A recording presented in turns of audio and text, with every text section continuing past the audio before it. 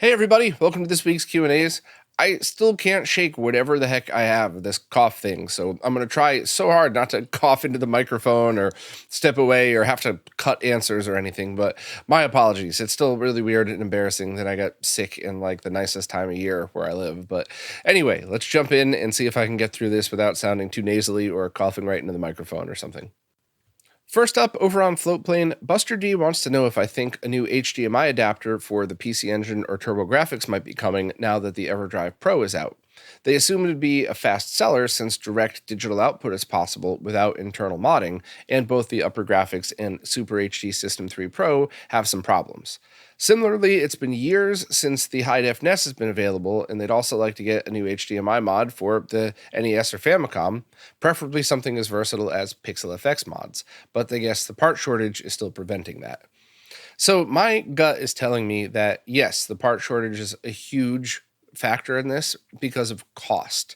So for something like the TurboGrafx PC Engine, if I were to get the most perfect plug and play HDMI adapter that gets the correct color palette and could go, maybe it could go to 1080p 5x, let's say, that's still fairly reasonable.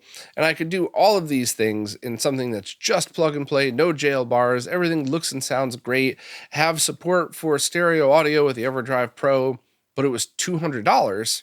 Nobody would buy it. Why would you? You can get a RetroTink 5X, the EDFX from Crix, and an RGB cable. And if you get a Genesis 2 RGB cable, that means you could also use your Genesis 2 on this as well if you wanted. So cost, I think, is a pretty big factor for stuff like that. And same with the internal mods as well. So my gut is telling me that once chip prices start to come down to where they were before, or if a new line of chips comes out that is even cheaper, that's when we would start to be seeing stuff like this. But I also want to be careful because there's so many scam products out there. I want to see more good stuff like the PixelFX stuff, the Rad2X cables. The last thing we need right now is for Pound to come out with a digital to digital adapter that adds 7 frames of lag and smears the image. So getting it done right is definitely an issue. So yeah, I agree. I really would love to see that stuff. I would love to see basic HDMI mods for every console. I would love to see quality plug and play adapters for every console. Rad2X is great. I have no complaints about that. But I don't know if we're going to see that in 2023. I do hope that we start to see things soon. I would love to be wrong about this, but I personally don't know anybody working on it. And I think a new line of chips, once again, 100% speculation, but I think a new line of chips that's much lower cost would have to be released in order for this to work. I think what probably would happen is another company would have to come around and say, you know what? Those big name companies are still jacking their prices up, even though the part shortage is kind of over. So we're going to have an even better chip and we're going to launch it for cheaper than their old prices were. I think it's going to take something like that for all the other chip manufacturers to be like, fine, we'll sell it for the old prices again. And then new products come out. But we'll see. Like I said, I really hope I'm wrong about all that stuff. Now, over on Patreon, the Dressing Gown said they've seen a lot of talk about a fan mod for the PS2 that replaces the stock 7-volt fan with a 12-volt Noctua fan, which could potentially have a couple of issues. First of all, would running it at 7 volts slow the fan down and then not actually move as much air as it's supposed to? And I don't really know about that. I've never done any thermal tests on a PS2 with these fan mods or anything like that, but that would just be a very easy thing to verify. Take a good running PS2, play a game that you know is going to spike the CPU and GPU, and then have a temperature sensor inside, which you could just use a multimeter. You could put one inside through a vent hole or something. You don't have to get super technical for this, although the more technical, the better. But and I believe there's also software, if you have a soft modded PS2, where it'll tell you the temperature as well. Put a probe in there just to make sure. But that would be a very easy thing to check. Run it with the stock fan, run it with this mod, see what the temperatures are. If it's the same or lower, then it's a win regardless. Even if it is actually physically spinning slower, if it's the same temperature or lower, whatever. Now, the other thing is, now the Dressing Gown has already prefaced this with they're not sure if this is true. They're asking, they're not telling. So if they're wrong or I'm wrong, don't blame blame me. Don't blame the Dressing Gown. But they said A 12-volt fan on a 7-volt circuit, would that try to draw more amps to power the fan due to the lack of voltage, which in turn would generate more heat in the board and wires of the fan? So that I don't know, but I also don't know if that would differ based on fan design and manufacturer, because I absolutely remember, I mean, this is almost 20 years ago now, so I could be wrong, but I'm going to give this a 99.9% that some of the fans that we were using in our medical grade computers, which now that's way more important because everything medical grade has to go through way harder testing than consumer grade stuff. Some of the ones we were told only run at the exact voltage that they were meant to be run at and do not lower the voltage if you want to lower the fan speed.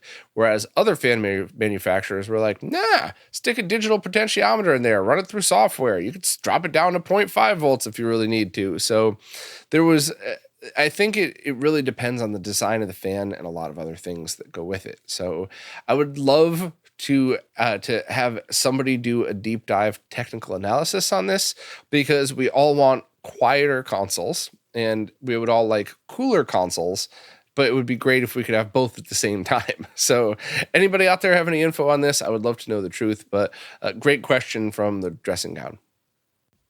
Tony Escobar wants to continue the conversation about the Flickering MiSTer saga, and it gets weirder. They swapped out the D-10 Nano with another one, and it's still flickering, including on a 1080p TV, not just the iPad screens. So now you're eliminating the HDMI cable and your displays. So now it really comes down to, did you get two bad D10s? Almost impossible. Not totally impossible, but almost. Or is it something else? And my gut is telling me that it's probably the case for the I/O board then, if you've tried everything else.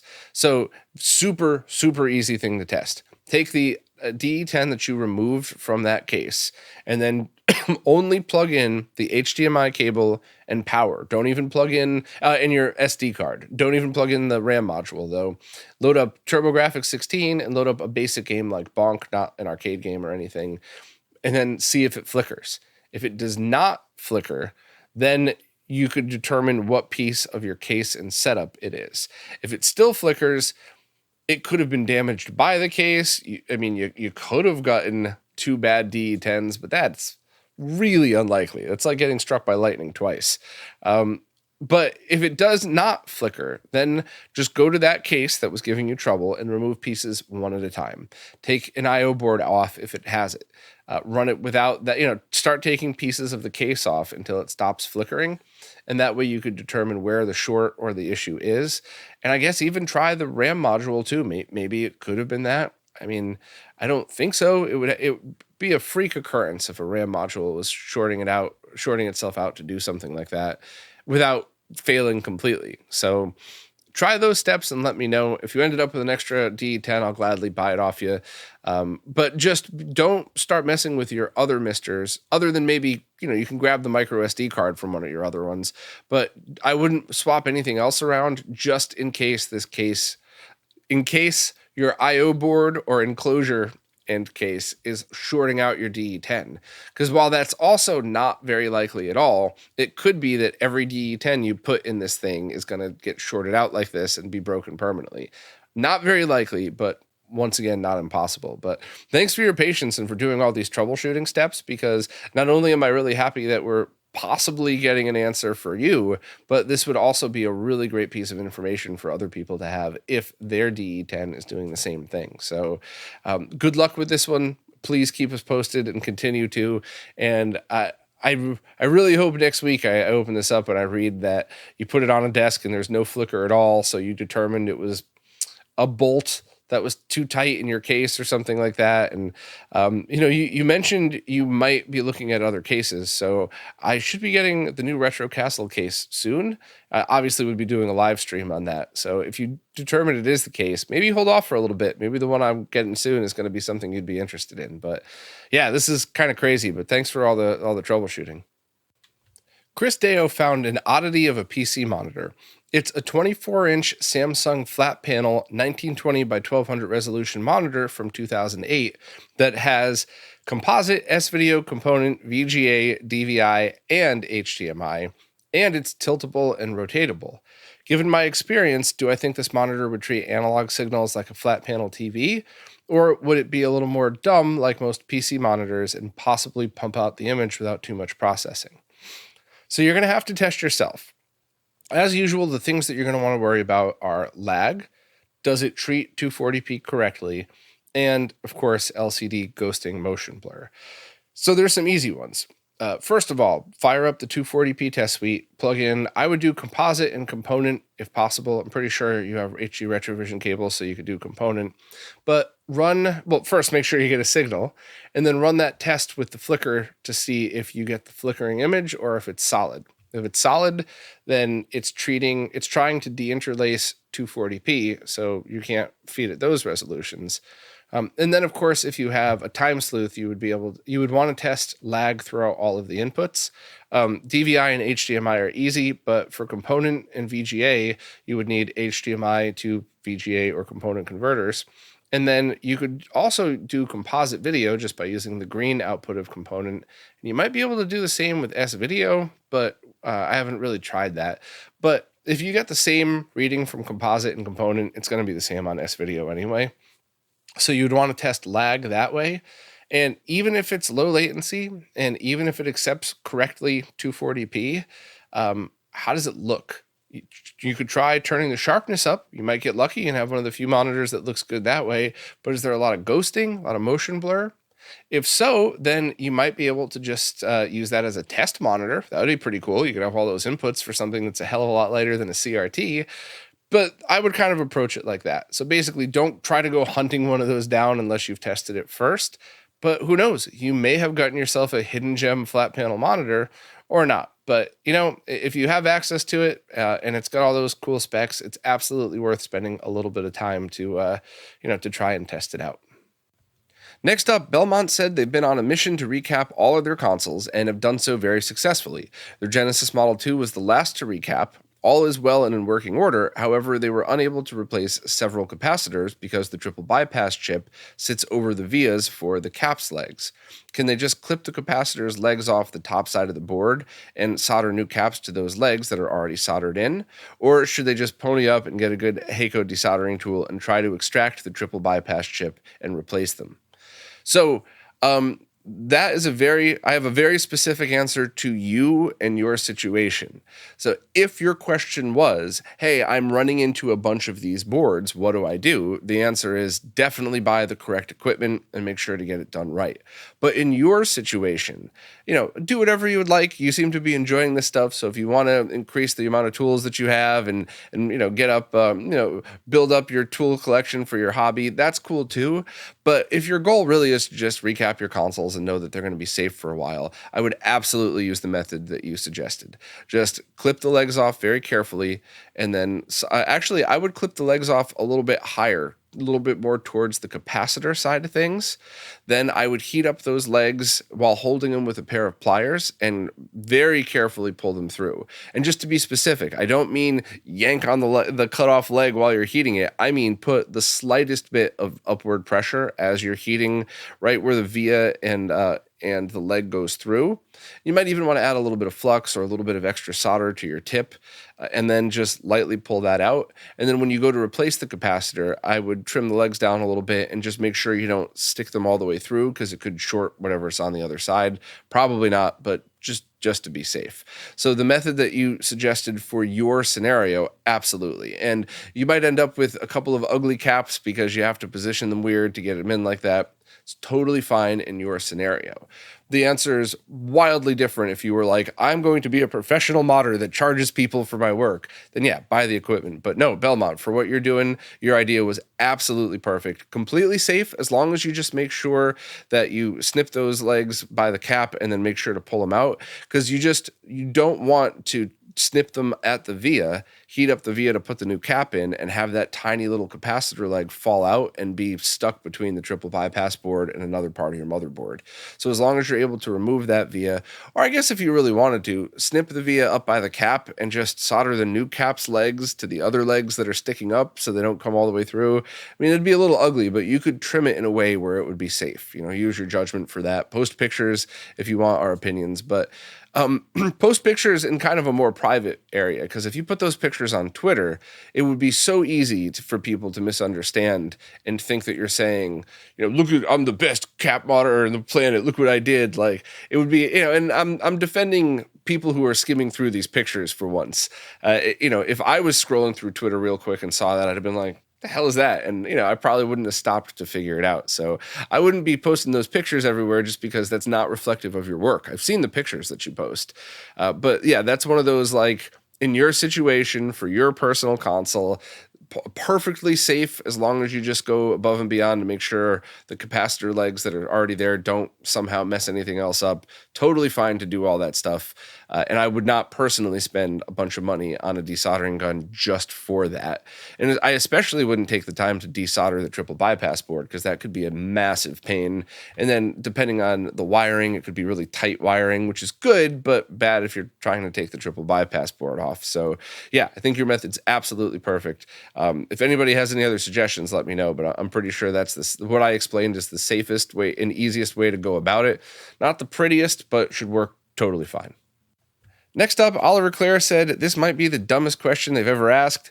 Listen, before I even read the question, however dumb you think this question might be is still not nearly as dumb as people on Twitter who ask for the answer to a question that is not only answered in the tweet that they're responding to, but is then answered in great detail in the post that's linked in the same tweet that they're responding to.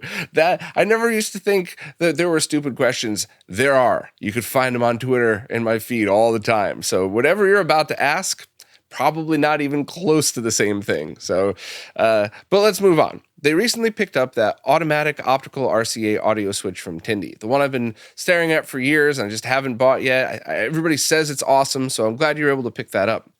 But they noticed that the connectors on the 6 optical cables that it came with have some kind of plastic molding over them. At first, they thought it was a cap cover for the connectors, but they couldn't peel it off. When they tried inserting the connectors into the switch, they couldn't get a snug fit with the molding still on. They didn't want to risk damaging the switch or cables, so they didn't force it either way. They've been searching for an answer online, but couldn't find any info. Could I please shed some light on whether the plastic on the connectors is meant to be removed? So I looked at the picture, but the cables were still in the package, so I couldn't really tell. So here's what I think it could be. All of the optical cables I've ever bought, so digital, fiber optic, not coax, audio cables, the one with the light shining through them. And every one I've ever bought have these little plastic nubs on the end to prevent the tips from cracking or breaking or getting dust in them. And you're supposed to pull that little rubber thing off and then insert it into your switch or device or whatever else. And I saved a bag of them just in case. When I put them back in my box of cables, I put those back on. Probably not needed and dumb, but whatever. I got a little bit of OCD, so I keep that stuff. However, I have absolutely bought cables before where those things were really hard to get off, to the point where it almost felt like they came right off the mold onto the cable and sort of melted a little bit onto the cable. So I just took some tweezers or some very thin pliers and very carefully pulled it off without, and there was like a snug, like a thing when they came off. I mean, they were definitely not slid off. They had to be kind of yanked off, but then the cables were totally fine. Everything worked perfectly. So if that's what you're talking about, I completely understand why you might be confused about that, because if you haven't bought optical cables in a long time, you might be used to the ones where the nubs just fall off and you plug them in and you're done. So having to actually go in and yank on something brand new, yeah, I totally understand your hesitation, especially after dropping a bunch of money on something high end. If you're not talking about that, though, if you're talking about the actual plastic square mold that's notched, that's weird. So I've had some fit snugger than others. So I've had optical cables where I just keep turning them, trying to find the right way to plug it in, and it never goes in. So then I look with a flashlight, I make sure I get the exact notched end, and I have to like kind of push to get them in to get it snug, or because they're very snug. And they'll eventually kind of loosen up a little bit and be normal. They kind of get broken in. And I've had the opposite. I've had them where they just kind of go in at any direction, which it's an optical cable. So it's not like you're going to short it out if they're upside down, but it won't be a snug fit. So it could just be that the cables they included were part of a giant bulk buy. And, in cases like that, I'll defend the seller in that, you go to buy 100 cables, you open up 2 or 3 of them, you test them, and then you just assume the rest are good. That's just the way it is, and in fact, as a buyer, you probably wouldn't want all of your cables, especially optical cables, cut open, opened up, have the nubs pulled off, tested. Like, you'd rather just get your cable and go from there. So you could have just got some bum cables with it, though, is what I'm trying to say. And I'm just trying to say it in a way where I don't want to be insulting to the seller, because it could be absolutely not their fault. Of course, they could have been sitting there like Mr. Burns going, "Wahaha, I'm going to sell you some bad cables." But really, what's the likelihood of that? They sell good switches. So I'm just speculating here. But yeah, that's what I think it probably could be. But please let me know, because it could be something different. If you want to send a different picture of the head after giving the little nub thing a try, and just kind of let me know. But it was not a stupid question at all, because if you hadn't plugged in one of those cables in a while, I could totally see that happening. Bamboo Shadow is looking for installation guides for triple bypass boards. The short answer is, I believe Zaxor just posted a ton of stuff to their own website, wiki, GitHub. I forgot what it was, but I'll leave a link to it. I'll find it before I post this. So that's where to go. There is some behind the scenes explanation here, though. And if you don't care, please skip on. I don't want to waste anybody's time. And it's not so positive either. So if you're not in the mood for a bummer, then just skip on to the next. But I spent a couple of years of my life working on the triple bypass. And when I say me, I mean, it was really started with Renee, and then Tian Fong, Jose. Jose did so much installation work. T did so much design work. And then, of course, we bothered the MD Fourier team. I purchased so many boards, so many different things. And I mean, I don't know why. It was just important to me. It's one of those things where I completely understand how somebody could look me dead in the eye and be like, "That was dumb. What FPGA core was coming out for it at some point." That's fair. But it was important to me, and I wanted to do it. And after all of that work, I got it done. And Jose started posting pictures of his installs, which were all amazing. And then Leon had a very cool bottom install idea, and we immediately stole that and started just piling on to Leon's idea. I mean, stole it. Leon shared it with everybody for that reason. I'm just being silly. But and I started to do all the documentation, and then where the boards were getting sold kind of fell through. So the whole thing was, I was supposed to spend all of this money on consoles and paying Jose to do a bunch of installations, which, by the way, he spent a ridiculous amount of his own time on this as well. But I didn't want to just send him some stuff and be like, "Here, do it." And the plan was to get that money back through affiliate links. And a bunch of stores signed up to help, and only one added an affiliate link. So I lost probably $1,500, maybe $2,000. I ended up selling my NT Mini on eBay, which got a bunch of money, which that ended up funding it pretty much. So I basically had to sell that, which was originally being sold to fund something completely different anyway. So I just decided, I got so flabbergasted and bummed out by that. I was like, I'm not taking the time to do any of this. Like, if I can't spend another minute of my time for something that was such a massive loss. So yeah, I mean, I don't mean to bum everybody out. I always try to be honest, and it sucks because whenever I tell true stories like this, it always comes back around to Bob's drama. Oh, listen to the negativity. Oh, he just wants attention. And I wish I could just keep my mouth shut and be happy all the time, but that's not how life works. So I'm kind of just done with triple bypass. I don't want to put any more work into it, except having links on RetroRGB that point to Console Mods Wiki, Zaxor's Wiki, and that is 100% my fault. I just don't have the time. I would give anything to be able to press pause on life and then go hide in a hotel room with only internet access to RetroRGB for like 3 or 4 days and just barely sleep and redo the whole website in order to get all these guides pointed in the right place. Because a lot of the guides that are up are outdated and they're supposed to be pointing to the Console Mods Wiki. But what I really want to do is redo the site so it flows different. So every time you click on a console, it's a little bit more natural in that, hey, this is the console. What are you looking for? Do you just need really good cables? Are you trying to connect it to your HD TV? Do you want accessories?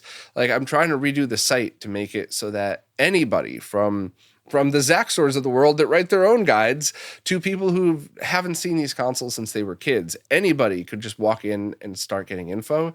And that's another reason why it's delayed, is because I want to get the template right. I want to get it right. I don't want to dump hundreds of hours of my time over the next couple of months redoing all of this thing just to decide, if you'd had a little bit more of a think about it, you could have done it better. So, sorry for the brutal honesty, but I didn't want to give you some BS answer like, I didn't feel like doing the guides, so go check out Zaxor's, whose guides are awesome, by the way. So you should check those out anyway. But that's the brutal truth, whether you wanted it or not. Next up, CCon wants to know what I would recommend as an emulation platform that would cover from the most oldest retro all the way up to Dreamcast and GameCube. And they know while I prefer original hardware, this is just one of those kind of, hey, what would you suggest to a friend type of thing. The NVIDIA Shield Pro or an Xbox Series S with development mode seem like the best options. So this is interesting. If you're saying what single device could do all this, my first choice would actually be a PC. Get yourself a good PC or a good laptop and then use it for everything. Oh, by the way, and emulation. And if you're looking to have like a single device that's a gaming device, I have never used an NVIDIA Shield Pro, but a ton of people say it's awesome for emulation and for a bunch of other stuff. Xbox Series S seems really great too. And there's also a bunch of people kind of working on the exact same platform, which is kind of always a little bit of a bonus. That's the main reason why I loved Raspberry Pis, even back in the Pi 2 era when they were super slow. Everybody kept telling me a PC is so much faster, it's so much better. Yeah, but it's always some bumps in the road to get PC emulation working, whereas there's a ton of people all working on the same exact set of hardware.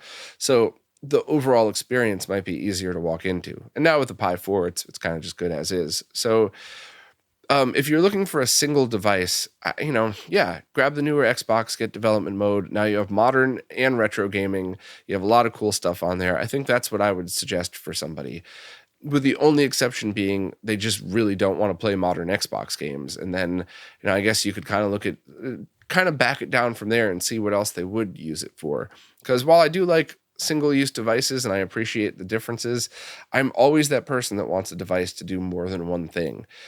Like technically the MiSTer is a retro gaming hardware emulation box, but it emulates a ton of stuff. So technically that's way more than one thing.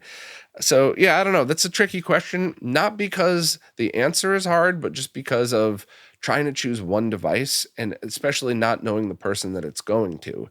But maybe you'll just get lucky and the person's like, oh, I've already been thinking about buying a new Xbox anyway, or I already own a new Xbox. Then yeah, that's an absolute no-brainer. Start there. And if not, then kind of just back it down. But if you want to continue the conversation, ask again next week and we can try to nail down the best solution for what your friend's looking for. I wanted to say I will definitely be at Retro World Expo the last week of August, I believe the 26th and 27th. I know I'm there every year, but I absolutely love going. I love hanging out with everybody there, love the crew that runs it, and I always talk about going, but I wanted to confirm that I will definitely be there all day on Saturday, and I will probably be there all day on Sunday. There's a bunch of other stuff going on. I might have to dip out a little bit early, but definitely come for at least Saturday if you want to hang out. I'm going to be staying at the hotel, I think the one down the street, but whatever. I'll be there hanging out with everybody the whole time, having fun, and I'm really looking forward to seeing everybody. I do have another expo thing to say though, because I won't be going to any other expos this year. I kind of just lost my patience for all except Retro World. Once again, that crew is amazing. But I started talking about something that happened on a live stream a couple of live streams ago, and I should have said nothing. I should have just kept my mouth shut. I should have kept it positive.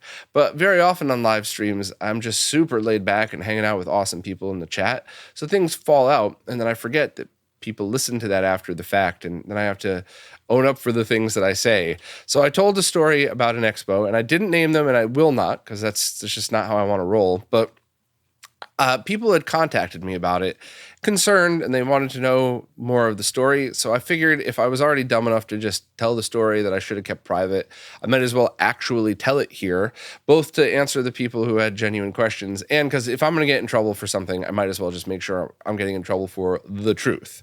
But right before COVID, an expo asked me to come do a presentation there to help promote it, the usual stuff.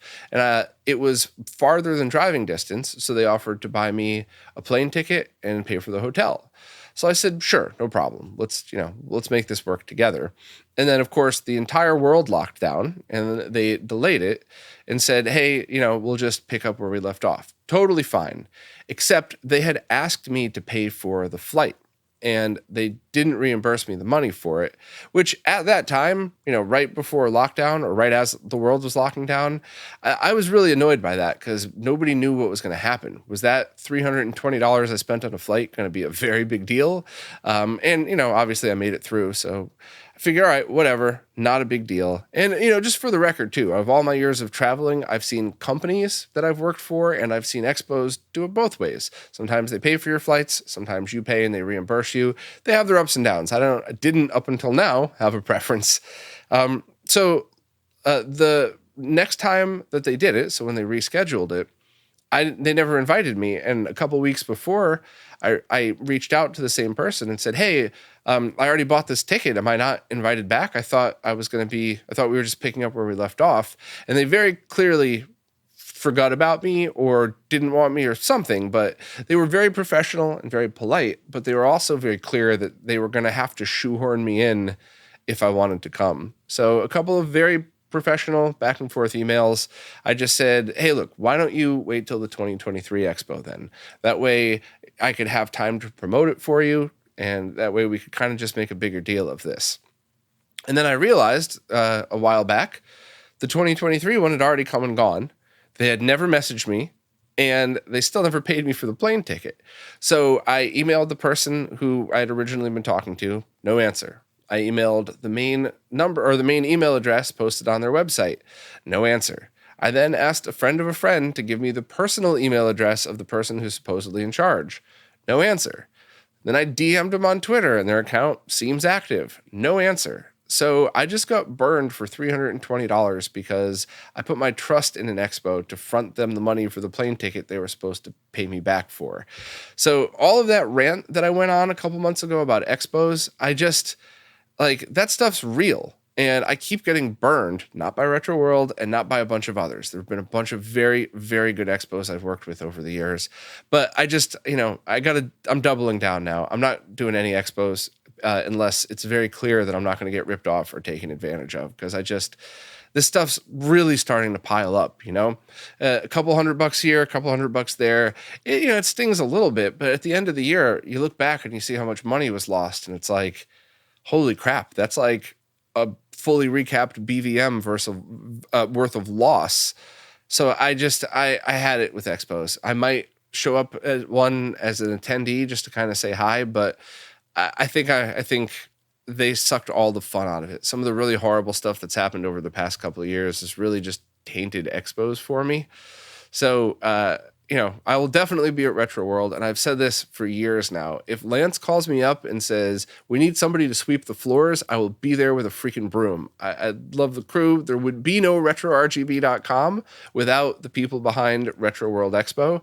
So I owe them. They've always treated everybody great. I always had a good time there, so you can count on me there. But I'm just really tired of getting shafted, and it really bums me out that this keeps happening. But yeah, expos have really just drained me. And the only reason I took this long to start complaining about them is you. How awesome you are coming to hang out and say hi. And like that, the feeling I get when I get to hang out with a bunch of my like-minded, friendly nerds is amazing. I love it. And I love just chatting with people and talking about setups and helping where I can. And that stuff's great, but it's gotten to the point where even as amazing as it is to hang out with all of you, I keep getting shafted, So, sorry. Well, sorry for being a bit of a bummer in two little sections this week. I try so hard to stay positive because I really love this stuff. I love what I do. I love all of you that hang out, especially the live streams and the expos and stuff like that. I really do love doing this and love the work that I do, but sometimes it just starts to really wear on me, and then I can't talk about it because if I do, I've just immediately labeled all these things and, start getting attacked. And to be perfectly honest, if I hadn't been sick for 2 weeks and still have a splitting headache and whatever else is wrong with me, I probably wouldn't have even said it, but I'm grumpy. I wanted to vent. I'm tired of getting shafted, and, and here we are. So I guess I'm going to have to own up to it. And maybe I'll wimp out and delete this before it goes public, or maybe I'll just leave it and see what happens. But I hate anything negative. I really love highlighting all of the positivity and all of the cool stuff, because it's really 90%, maybe 95. And if you think about that, how many other hobbies, communities, businesses, how many things in your life can you really say are 90% awesome? Not many, right? Even stuff that's benign. Like, how many excellent supermarket experiences have you had, right? Versus how many times you remember somebody running over your foot with a cart. There's usually way more bad than good, and it's not it. Retro is awesome. So many good people. There's, a few shit stains that kind of squirm across the floor, but mostly just awesome people. And I want to always convey that. And I don't want to ever give people the impression that this is a drama community filled with negativity, but it's real life. Shit's going to happen. So anyway, let me know your thoughts on this. If you really don't want me to talk negative anymore, I just won't. But I don't like it when it spills out in live streams and then there's little bits of accidental misinformation out there. So whatever. Anyway, I'm going to quit bitching. Next week, I'm either going to be completely positive, or I'm still going to be sick, and maybe I'll just get really drunk and be silly. Who knows? We'll figure it out. But you're all awesome. Thank you so much. If you have any questions that you want to ask, wherever it is that you support, please just ask in the newest Q&A post, because the way these services work, I can't really figure out what's an old or a new question on an old post. Plus, I really love just hanging out and talking, kind of like we were sitting across from each other at a coffee shop or at a bar or something. And unfortunately, that means I say things I normally wouldn't say on camera, because I'd like this to be laid back and chill, but it is what it is. Nobody's perfect, and I'm an ass sometimes. So hope you all don't mind, but we'll see you next week.